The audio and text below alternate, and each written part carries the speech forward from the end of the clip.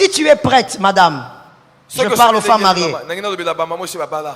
Si tu es prête de transformer ta sexualité en mal dans le mariage pour faire plaisir ton mari, tu perdras ce mariage. Avant que je n'aille plus loin, il y a une femme qui me disait, elle m'a dit, pasteur, je vais être franche avec vous. Si je ne fais pas ce que mon mari me demande, il va aller chercher ça dehors. Moi je ne veux pas qu'il cherche ça dehors. Moi-même je veux lui donner. Je lui ai dit ceci. C'est que tu vas lui donner, comme ça l'influence du diable, ça ne va pas l'empêcher de sortir, ça va lui donner l'appétit. Shalom bien-aimé dans le Seigneur Jésus-Christ.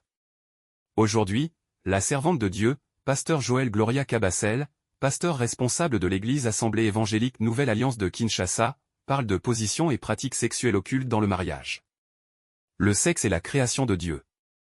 Cela a été l'idée de Dieu de créer des gens mâles et femelles pour les unir par le sexe. Genèse 2 verset 24. L'homme et la femme ont été dotés de désirs sexuels. L'acte sexuel est agréable. Il fait partie du plan de Dieu pour la création. Genèse 1 verset 31. Hommes et femmes ont reçu le don de connaître plaisir et délices dans le mariage, ce qui enrichit et approfondit la relation d'amour entre les conjoints. Malheureusement, certains ont sacrifié leur mariage, leurs enfants sur l'autel de leurs fantasmes. Et c'est terrible. Certaines pratiques ne sont pas saines devant Dieu et constituent de culte d'adoration à Satan. Le cas le plus évident, c'est celui de la sodomie. Pour ce qui concerne la pratique de la sodomie, la Bible est très claire. Tu ne coucheras point avec un homme comme on couche avec une femme. C'est une abomination. Lévitique 18 verset 22. Les hommes de Sodome, d'où vient le mot sodomie, vivaient dans une débauche extrême et faisaient tout ce qui déplaisait à Dieu. Nous savons quelle a été leur fin. La nature nous enseigne que le corps humain n'a pas été fait pour accommoder le sexe anal. Le tissu vaginal est possédé des lubrifiants naturels qui facilitent l'acte sexuel. L'anus, par contre, est un orifice de sortie. Il n'est pas fait pour les pratiques sexuelles. Les tissus rectaux sont plus délicats et donc plus vulnérables à la déchirure et à l'abrasion que le tissu vaginal. Les traumatismes répétés, le frottement et l'étirement ont pour conséquence de faire perdre à ce sphincter de son tonus et sa capacité à maintenir une bonne étanchéité. Par conséquent, le sexe anal conduit à la fuite de matière fécale qui peut facilement devenir chronique. Il y a aussi de graves risques médicaux associés avec le sexe anal, y compris un risque très élevé d'infection bactérienne et virale du vagin, du pénis, du rectum et de l'anus. Ce n'est donc pas une pratique sans conséquences. Un certain nombre d'hommes ont des fantasmes compliqués qu'ils demandent à leur femme d'assouvir, les menaçant d'aller voir ailleurs si elle refuse de se soumettre à ces fantasmes. Pour marcher dans une unité véritable dans le mariage, chacun des conjoints est appelé à mourir à lui-même pour faire ce qui est dans l'intérêt de son couple, son mariage. Pour avoir un mariage heureux, il faut que les deux conjoints meurent à leurs désirs égoïstes. Abonnez-vous, aimez et partagez afin d'apporter l'évangile de Jésus-Christ aux nations.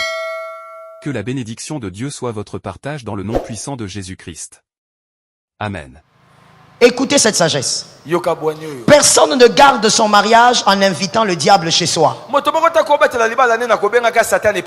Si tu as invité le diable, tu perdras. L'adoration au diable, c'est lui qui est là. Tu perdras ces mariages-là. C'est comme ça que la plupart des femmes crient, maman, je lui ai tout donné.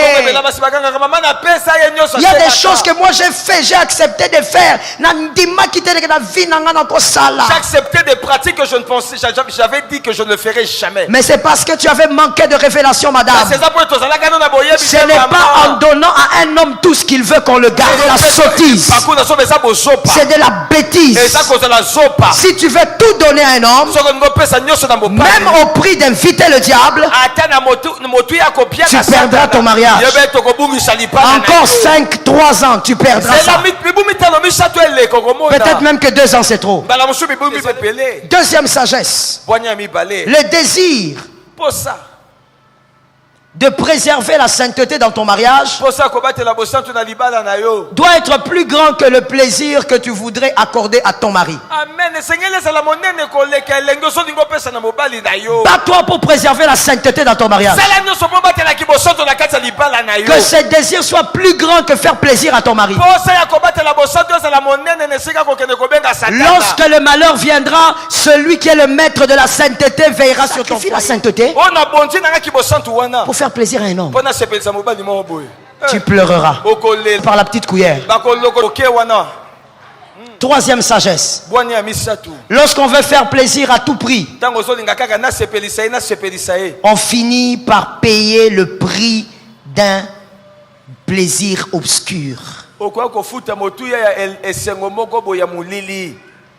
Garde Jésus à tout prix. Garde la sainteté dans ton couple à tout prix. Je connais des femmes qui sont même allées chez les féticheurs parce qu'elles voulaient se soumettre à leur mari. Le mal ne pourra jamais t'aider à garder un bien que Dieu t'a donné. Le mal ne pourra jamais t'aider à garder un bien que Dieu t'a donné. Le bien que Dieu t'a donné, c'est le mariage. C'est pas le mal qui va t'aider à garder ça. Le culte diabolique de la sexualité ne peut pas t'aider à garder ce que Dieu t'a donné. J'ai entendu 3 mamans qui ont dit amen. Mais je me demande maintenant, il n'y a pas de femmes mariées ici. Hein? Vous ne dites pas amen, mais c'est vous qui adorez le diable dans la chambre. Si tu es prêt à tout pour faire plaisir à ton mari, tu crois que c'est comme ça que tu vas garder ton mariage? Tu vas perdre ton mariage. Parce que là où le diable vient, tu ne gardes rien. Première pratique sexuelle occulte, c'est un culte d'adoration au diable. C'est indiscutable. Tu peux refuser la vérité, mais elle reste la vérité. La sodomie. Coït anal. Pénétration par l'anus. Elle fait caca. Cette pratique, non, nous rions, mais c'est la totale vérité. Hein? Et les femmes mariées qui sont là savent combien leur mari leur demande ça. Il ne faut pas faire semblant. Il ne faut pas faire semblant. Nous sommes dans les cultes les plus sérieux possibles. Beaucoup d'hommes mariés demandent ça. La majorité d'ailleurs aime ça. Je parle des hommes mariés. Donc les célibataires là-bas, il ne faut même pas aller. Cette pratique que beaucoup d'hommes mariés aiment. Beaucoup d'hommes mariés aiment cette pratique. C'est une adoration au diable. Il célèbre 2 choses. Il célèbre le remplacement du bouc par rapport à la brebis. Car Dieu a créé la voie vaginale pour la sexualité. Et tout a été préparé par Dieu pour que ça soit meilleur. Même sa lubrification est automatique. Parce que Dieu a tout créé. Mais cette voie-là, qui prend son nom de Sodome, qui est la ville de Gomorrhe, est un lieu qui a été détruit à cause de cette pratique qui était l'homosexualité. Lévitique 23. Lévitique 20, verset 3. Lévitique 20, verset 3. Sorry. La Bible interdit l'homosexualité. Clairement, il est dit, tu ne prendras pas d'homme comme on prend une femme. Et ici, dans le cas du mariage, commençons là-bas. Vous verrez qu'on est en train de prendre la femme par la voie anale. La voie anale, quand on prend une femme, il n'y a pas de différence avec celui qui a pris un homme par la voie anale. C'est la voie, la même voie des excréments. Et donc, quand vous le pratiquez, marié ou célibataire, je veux que tous les garçons qui sont dans la salle m'écoutent bien. Et ne faites pas semblant. Écoutez-moi. Quand vous le pratiquez, marié ou célibataire, vous êtes en train d'ovationner l'homosexualité. Tu es en train de dire au diable, tu as raison. On n'a pas besoin du vagin. Il faut qu'on inverse la volonté de Dieu. Tu es en train de dire gloire à l'homosexualité. Vous êtes en train d'adorer Lucifer. Pourquoi? Parce que ton mari a dit, Louis, il ne se sent bien que comme ça. C'est une célébration à l'homosexualité. Et donc, un homme qui commence à prendre sa femme légitime par la voie anale n'aura aucun mal d'avoir un homme par la voie anale. Parce que la voie anale, c'est la voie anale. Exactement. Dieu n'a pas créé de différence à ce niveau-là. Même si l'élasticité peut être différente, mais c'est la même voie. Les mêmes choses sortent là-bas. Il n'y a pas de différence. C'est le même trou. Et donc, lorsque vous pratiquez cela, célibataire, en dehors de l'impudicité, tu adores Lucifer. Tu as le bonus d'abord de l'impudicité. Et puis tu es dans l'adoration, un culte au diable. Tu vas venir à l'église, tu lèves tes mains. Dieu même tourne le dos. C'est nous les hommes qui voyons que tu as levé la main. Mais le diable lui-même sait que tu es son acolyte. En tant que femme mariée, tu es en train d'encourager l'adoration au diable. Vous adorez le diable. Parce que là, Dieu est en train de dire, le diable plutôt dit, ce que Dieu a créé n'est pas bon. Moi, je suis le bouc, donc je remplace ce que Dieu a fait. Voilà, nous allons prendre par derrière. Et nous refusons devant. Parce que ça, c'est ce que Dieu veut. Et là, vous êtes en pleine adoration. Pendant tout ce temps, vous commencez à célébrer Lucifer. Votre maison se transforme en maison de ténèbres. Quel dommage, une femme légitimement mariée, mais le diable vient vous visiter lui-même. Au lieu que ça soit Dieu qui vienne parce que tu es dans un mariage légal, tu as invité Lucifer.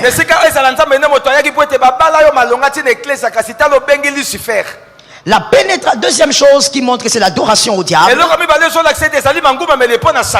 La pénétration par voie anale. Non, commençons d'abord par la voie vaginale. La volonté de Dieu donc.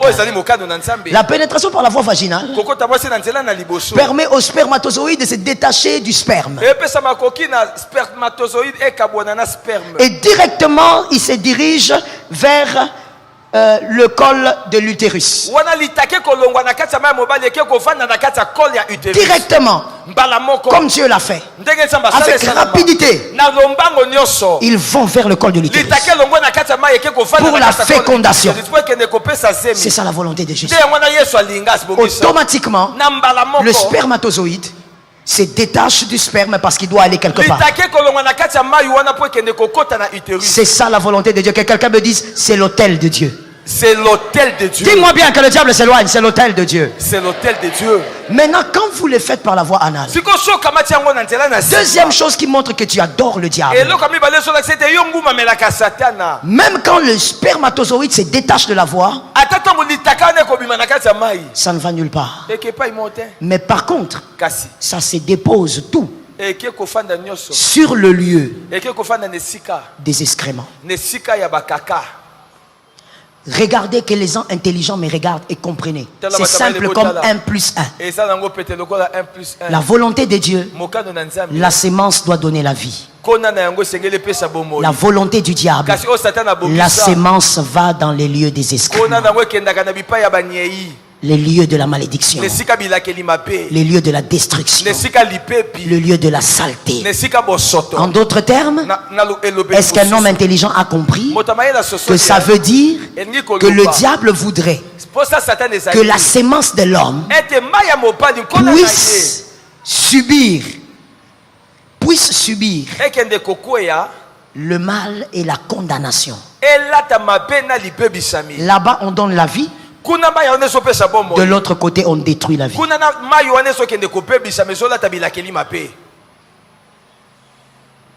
Tous les spermatozoïdes meurent parce qu'il n'y a pas d'endroit pour aller. Il n'y a pas de vie. Jésus donne la vie. Et comme il donne la vie, il a créé la femme et l'homme avec la possibilité de donner la vie. Mais quand vous le faites par voie anale, vous êtes en train de dire avec le diable. Vous êtes en train de dire avec le diable. Vous dites au diable, tu as raison. La sémence n'a pas besoin de vie. La vie que Dieu a mis, nous mettons la mort. Nous déposons ça là où il y aura la mort, là où il n'y aura jamais de vie. L'adoration à Lucifer. Quand vous êtes en train de vous sentir bien avec ça, et la plupart d'hommes vous le faites parce que c'est la porno qui vous a détruit. La porno vous a abîmé. Et comme c'est le diable qui est derrière, dès que tu essayes une fois, tu deviens addict. Voilà, tu deviens addict. Tu commences à réclamer ça.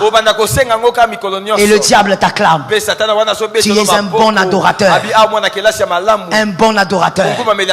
Tu viens, tu fais semblant ici avec les offrandes et la prière. Mais le diable sait que quand tu sors, tu es son adorateur. Tu l'adores, tu adores la sexualité et tu adores la mort de la semence. Il ne doit pas avoir de vie. Qui a compris cette première pratique? Deuxième pratique diabolique. Beaucoup de femmes mariées aussi le font. Beaucoup de femmes mariées aussi le font. Et elles pensent que c'est normal. Célibataire, tu as déjà l'impudicité sur ta tête?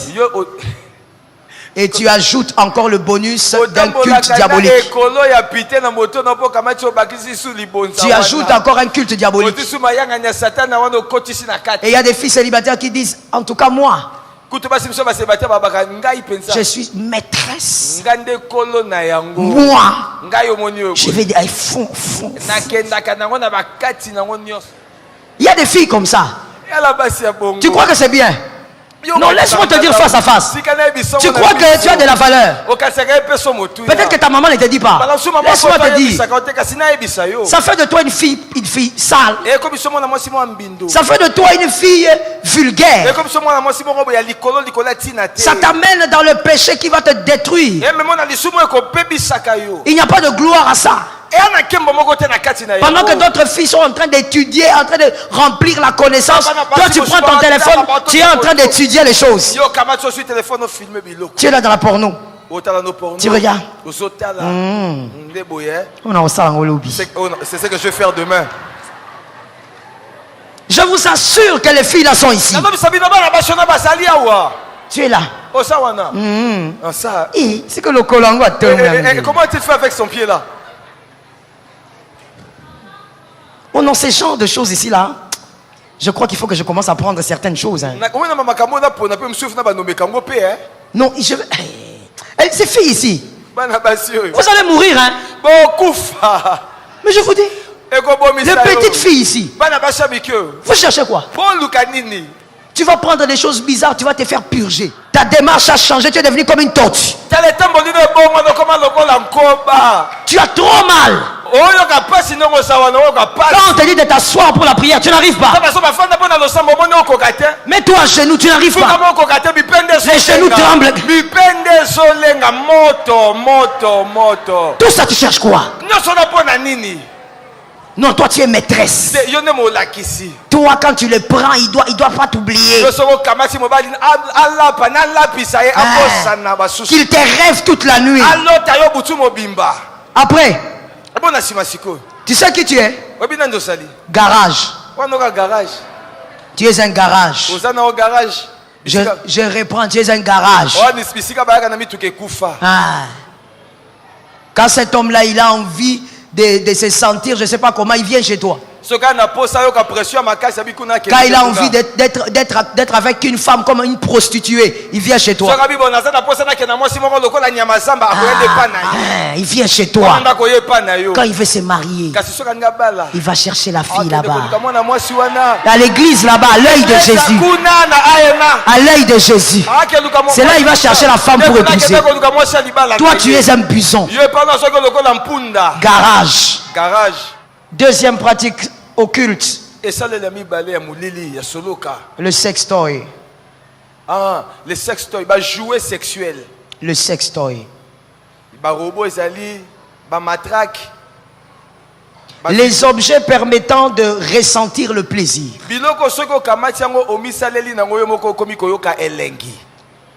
Les choses qui ont pris la place de l'être humain.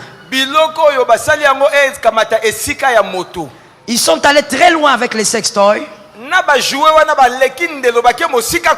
Ils sont allés même fabriquer des poupées qui sont pratiquement naturelles. Comme une femme, oui. Elles ont fait de manière à ce que la matière même, quand tu touches, c'est vraiment comme la peau d'une femme.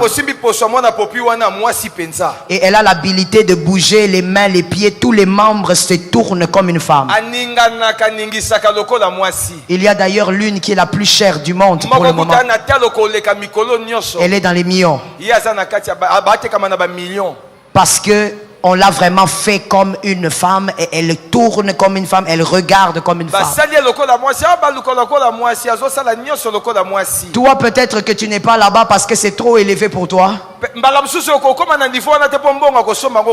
Mais je connais beaucoup de couples mariés, l'homme et la femme d'accord, s'entendent et ils utilisent les sextoys. C'est pour nous aider, nous stimuler. Peut-être que l'homme ne dure pas longtemps. Alors quand l'homme commence, après un moment, lui-même, je vous dis des choses qui existent à côté de vous. Qui existent à côté de vous. L'homme il commence, il n'a pas fini parce qu'il n'est pas endurant. Alors, dès qu'il arrive à autostop, lui-même l'homme marié, il prend le sextoy vibreur. Il met ça dans sa femme. Lui-même. Ça existe. Pas chez les païens. Et il y a des couples chrétiens qui vivent comme ça. L'homme s'est dit, j'ai fait ça parce que moi, comme je suis un peu demi-terrain, au lieu de laisser ma femme comme ça, elle peut me tromper. Voilà encore un autre mensonge du diable. Et il utilise ça lui-même avec sa femme. Les célibataires, les femmes qui parlent trop, le mariage ne me dit rien. Je m'en fous. C'est le mariage. Pourquoi? Je m'en fous. Moi je vais travailler et puis c'est fini. La nuit, Tu as des sextoys que tu prends une, deux. Tu refuses d'avoir un homme sérieux dans la vie, mais tu as des jouets. À l'époque, on savait que les jouets c'était des poupées. Tu joues avec des poupées. Mais aujourd'hui, des vieilles filles ont des jouets dans la chambre. Sous le lit, des jouets. Je dis à une personne, 1 Corinthiens 7, 2, 4. 1 Corinthiens 7, verset 2 à 4. 1 Corinthiens 7, 2, 4. Voici pourquoi ces pratiques sont occultes. Toutefois, pour éviter l'impudicité, que chacun ait sa femme et que chacun rende à sa femme ce qu'il lui doit. Quand on dit ça, on ne parle pas de l'argent. On parle de ce qui est important. La Bible dit tu lui rends ça. C'est-à-dire, on ne sait pas quel genre de femme tu as épousé, mais c'est qu'elle veut là pour se sentir bien, sans le péché. Donne-lui ça. C'est une obligation. Et que la femme agisse de même envers son. Continuez. La femme n'a pas autorité sur son propre. Mais c'est le. Et pareillement, le mari n'a pas. C'est qui? C'est-à-dire donc la volonté de la brebis de Dieu et que le corps, l'homme soit satisfait avec le corps de sa femme. La femme avec le corps de son mari. Vous ne pouvez pas ajouter autre chose. Comme des sextoys pour vous satisfaire. Vous entrez dans les cultes au diable. Il y a quelqu'un qui m'avait dit ceci. Me posait une question. Et me dit, mais pasteur, mais écoutez, c'est pour aider. Dans le cadre du mariage par exemple, est-ce que ça ne ressemble pas aux lunettes par exemple? Tu as des problèmes avec les yeux, tu mets les lunettes. Voici ma réponse. Parce que je sais qu'il y a des gens qui se posent la même question.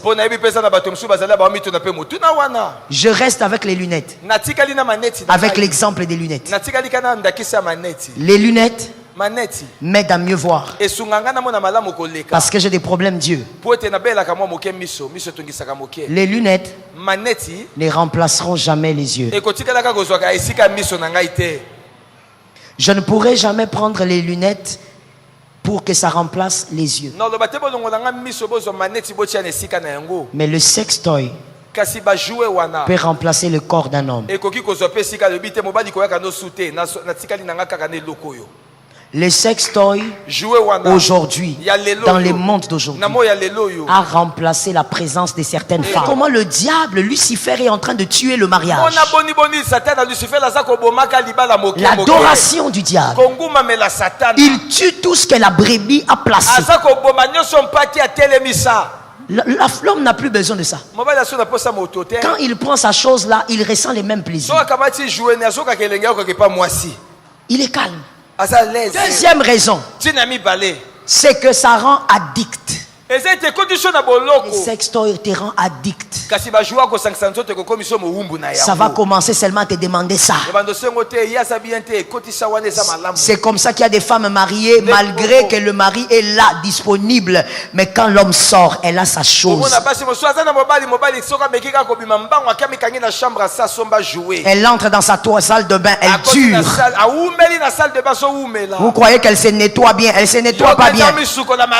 Au nom de Jésus, dans ta maison, célibataire ou marié, que ces pratiques sortent de ta maison, que ces pratiques quittent ta maison, que ces pratiques déménagent.